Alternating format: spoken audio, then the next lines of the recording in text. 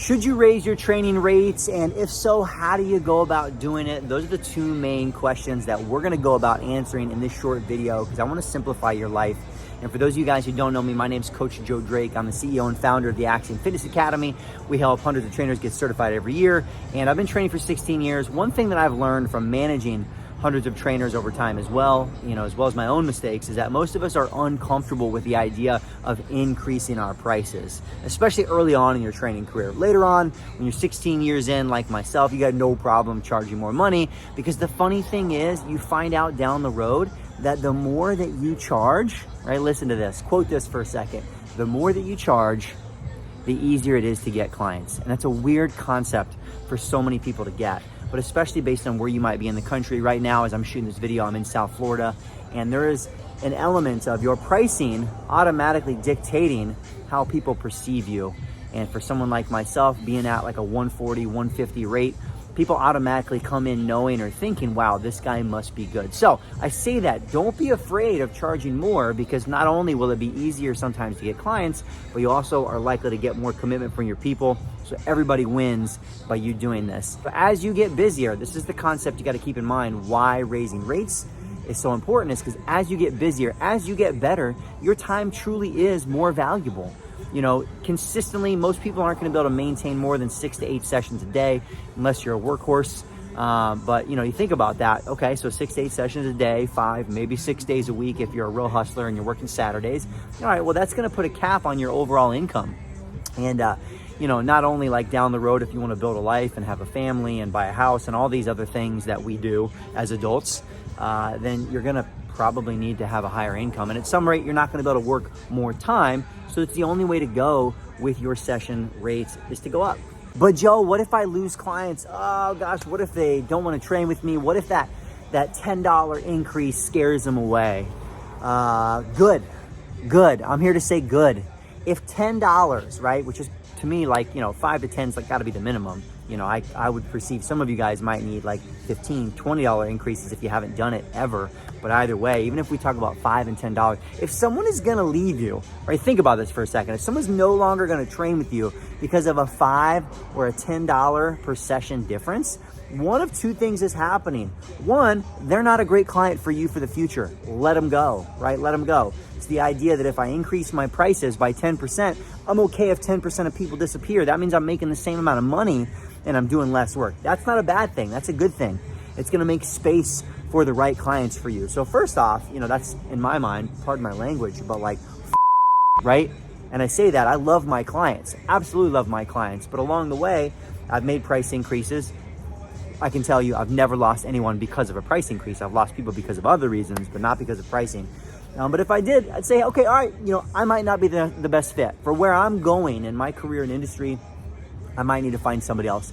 You got to be okay with that. If you're at the point where you need to make a pricing increase, you got to be okay with that happening. It's not going to happen though. That's the good thing. It's not going to happen. And if it does happen, it's probably not because of price. They were looking for another reason or an excuse.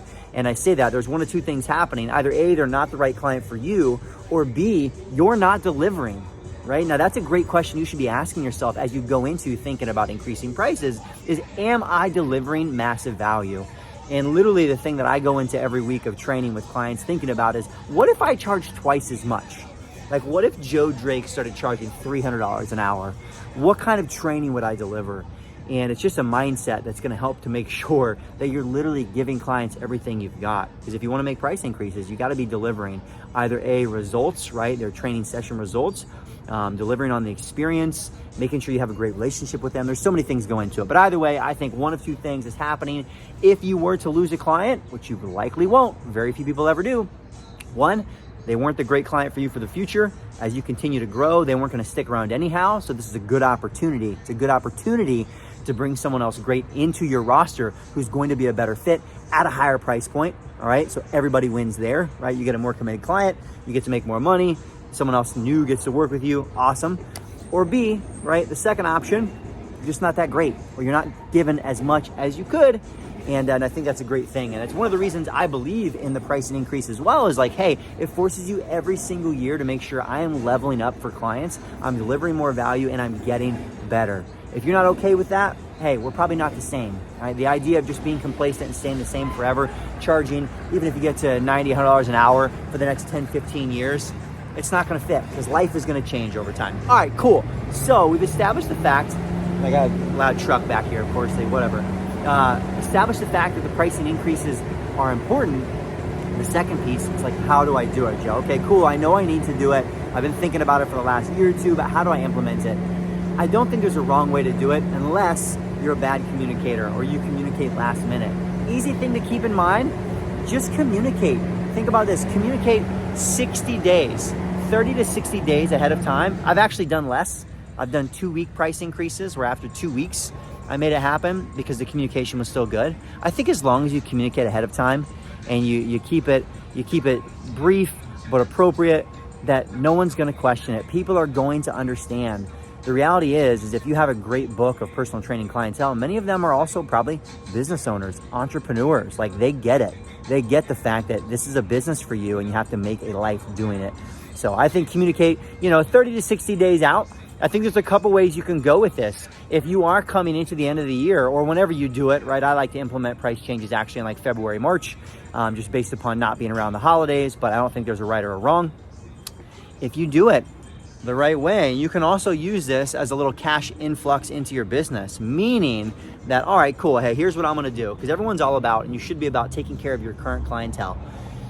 So the easiest thing to communicate, whether it's verbally, which I like, I'll usually send an email, but I also just like to communicate verbally because I'm comfortable that way. Not everyone is. I'm really comfortable talking about money. If you're not, then you could also implement this in like an email kind of text message format to introduce it to somebody. But letting them know, say, hey, you know what? I'm gonna give you a scenario. Let's say like right now I'm charging $125, for my current clientele. And I want to make a $10 price increase. Well, here's a way that you can anchor it. And you should do this too, because it also is great for new incoming clients, is I'll let my clients know, say, hey, you know what? I know right now, the current rate is $125.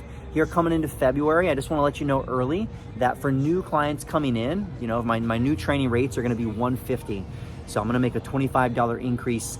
But because you've been a great long-term client, I want to make sure that I give you, the appreciation and grandfather you in at a better rate. So instead of $150, it's just going to be $135, right? So if you want to really make this $5 or $10 price increase, you can also help to anchor it. If you're worried about that, which I'm really not, I just like to take care of people, anchor it where I'm still going to increase my current clients, right? I'm still going to do this $10 an hour increase, but then for anyone new coming in, because at that point too, it's like anyone new coming in, I really want to make sure there's higher value.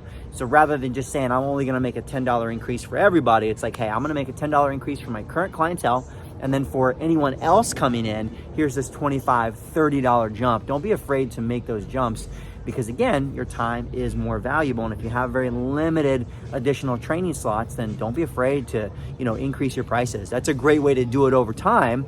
That way you're not stuck training everyone at the same rate for 10 years because new people coming in are coming in at a significantly higher rate and it's easier. You don't have to make as many price increases. You don't have to do it as often. So that's the easiest thing. And how you communicate it, honestly, I think do what's natural for you and your clientele. Like what communication? If you're someone who never emails your clients, then emailing them and expecting them to read it and having that be the conversation, probably not the most natural for you. So it may be that, hey, maybe you craft a nice little text message letting them know coming into this point in time, I'm going to be doing this, but I want to keep you at this rate. I appreciate, all the time that we spend together and I love training with you. And let's talk about this in person, but just wanted to let you know ahead of time. All right, you keep it small, keep it brief. You don't have to go on this extended long thing. If you want to justify a little bit along the way, when I did this, when we owned the gym and we were doing a price increase for our customers for classes, I just bullet pointed like 3 or 4 of the main new value adds that we had added to the gym. So as a trainer, maybe you've decided to add in, additional opportunities for them to work out on their own, or you've added in some additional nutrition resources or whatever it is. However you've leveled up your skills, that might be something that you could add in there. But I believe if you have a great relationship with your client, if you're communicating on an ongoing basis, that may or may not really be that important. All right, I think there's a lot of fear that's in here surrounding it, but the implementation is actually very easy. Right now, right, let's give you the timeline. Right now, I'm shooting this video. We're coming at the end of December. So for me, price increase in February, mid-February, February 15th, right, into people's next billing.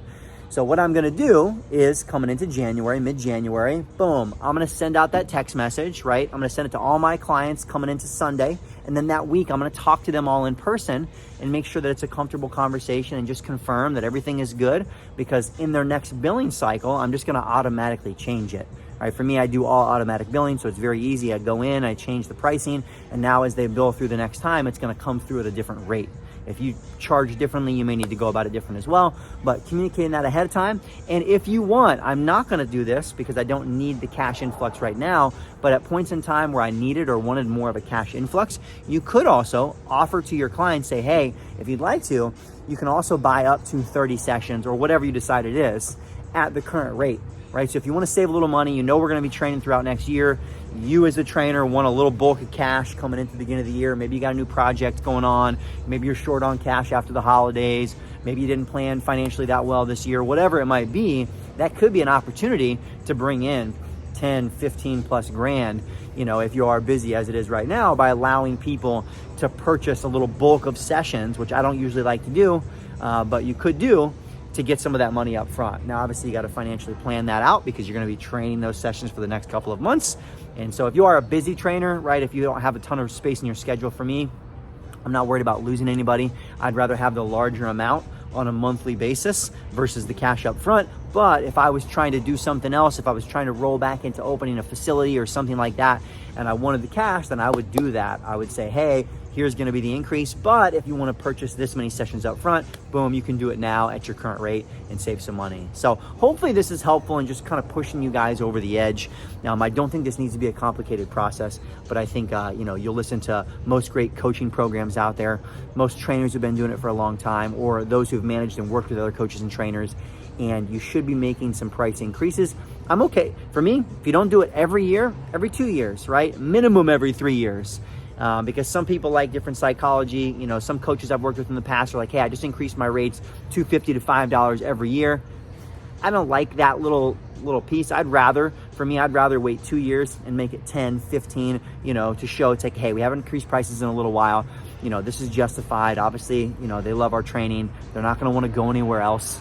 All right, the cost of trying to find another coach and trainer if you're doing a great job. So I hope this is helpful for you guys. If you guys aren't already subscribed to my YouTube channel, I'm going to continue to just put out great content like this for new coaches and trainers, or those that are in their first 5, maybe even 10 years and still trying to navigate how to make all this a viable business for yourself.